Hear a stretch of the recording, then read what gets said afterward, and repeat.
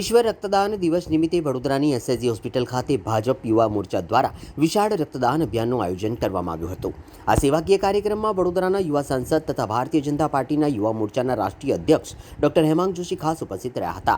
Doctor Hemang જોશીએ SSG હોસ્પિટલની blood બેંકની મુલાકાત લઈને રક્ત સંગ્રહ, બ્લડ સ્ટોક અને દર્દીઓને આપવામાં આવતી સેવાઓ અંગે માહિતી મેળવી હતી। ત્યારબાદ તેમણે સ્વયં રક્તદાન કરીને યુવાનોને માનવ સેવાના મહાયજ્ઞમાં જોડાવા પ્રેરિત કર્યા હતા। કાર્યક્રમ દરમિયાન ડોક્ટર હેમાંગ જોશીએ જણાવ્યું હતું કે રક્તદાન એ મહાદાન છે અને એક યુનિટ રક્ત અનેક દર્દીઓને નવું જીવન આપી શકે છે।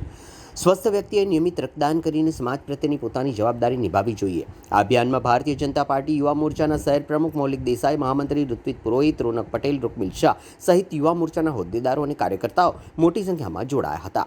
તમામ કાર્યકર્તાઓએ ઉત્સાહપૂર્વક રક્તદાન કરીને સમાજને સેવા અને સમર્પણનો સંદેશ આપ્યો હતો। વિશ્વ રક્તદાન દિવસની ઉજવણી અંતર્ગત યોજાયેલા અભિયાનનો મુખ્ય હેતુ જરૂરિયાતમંદ દર્દીઓ માટે રક્તની ઉપલબ્ધતા વધારવાનો અને યુવાનોમાં રક્તદાન પ્રત્યે જાગૃતિ લાવવાનો હતો। કાર્યક્રમ દરમિયાન ઉપસ્થિત યુવા કાર્યકરોએ નિયમિત રક્તદાન કરવાનો સંકલ્પ પણ લીધો હતો। સેવા, સંવેદના અને સામાજિક જવાબદારીના સંદેશ સાથે યોજાયેલા રક્તદાન અભિયાનને ઉપસ્થિત લોકોએ સરાહનીય ગણાવ્યું હતું।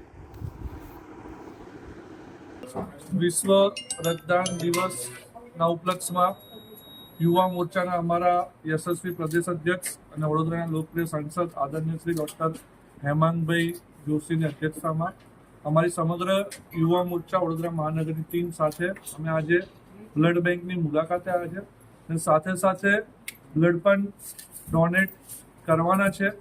સવારે અમે વૃક્ષારોપણના કાર્યક્રમ માટે ભેગા થયા।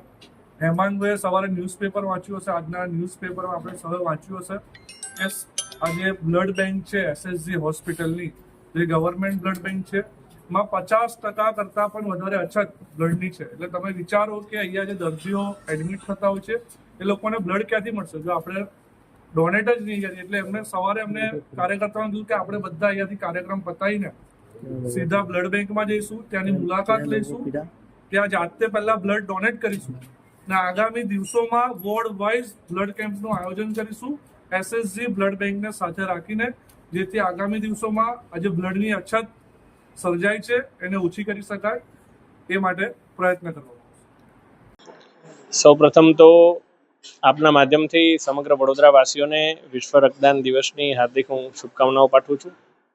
રક્તદાન એ જીવનદાન, રક્તદાન એ મહાદાન, એ જ સંકલ્પ સાથે આજે એવો એક સુવર્ણ અવસર આવ્યો છે કે આદરણીય વડાપ્રધાન શ્રી નરેન્દ્રભાઈ મોદી સાહેબના વડાપ્રધાન તરીકેના 12 વર્ષ પૂર્ણ થયા છે અને એનું જે અભિયાન રાજ્યવ્યાપી ચાલી રહ્યું છે એ સમયે જ્યારે આ દિવસ આવ્યો છે ત્યારે આજે યુવા મોરચાની સમગ્ર ટીમ સાથે મળી અને એસએસજી હોસ્પિટલ ખાતે અત્યાધુનિક જે બ્લડ બેંક છે એની મુલાકાત લીધી છે।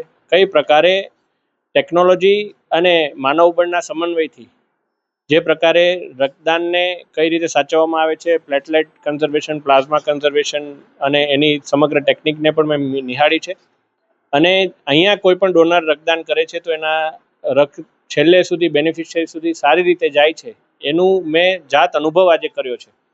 આપના માધ્યમથી હું સૌ વડોદરાવાસીઓને અને ખાસ કરીને વડોદરાના યુવાનોને અપીલ કરવા માગું છું કે એસએસજી હોસ્પિટલ કે જ્યાં સમગ્ર મધ્ય ગુજરાતમાં સૌથી વધારે પેશન્ટ ઇનફ્લો હોય છે અને રક્તની આટલી અછત હોય છે, ત્યારે શું આપણે એવો સંકલ્પ કરી શકીએ કે આપણા અથવા આપણા પરિવારના કોઈના પણ જન્મદિવસ નિમિત્તે આપણે એસએસજી હોસ્પિટલમાં રક્તદાન કરીએ અને અચૂક રક્તદાન કરીએ। કોઈ પણ સારું રક્તદાન શિબિર આપણે આયોજન કરીએ તો એમાં પહેલો પ્રેફરન્સ શું આપણે એસએસજી હોસ્પિટલને આપી શકીએ, જેથી ગરીબ અને જે જરૂરિયાતમંદ આપણા જે પેશન્ટ્સ છે એમને પણ આનો લાભ થાય અને એસએસજી હોસ્પિટલની રક્તદાનની જે ડેફિસિટ છે એને આપણે પહોંચી શકીએ।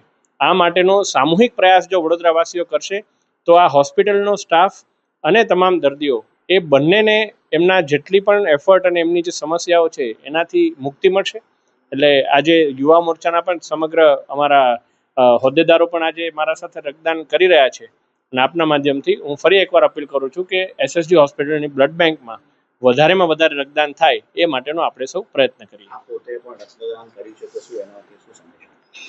આજે કોઈ પણ આપણે અપીલ કરીએ તો એ અપીલની શરૂઆત આપણે જાતે કરવી જોઈએ।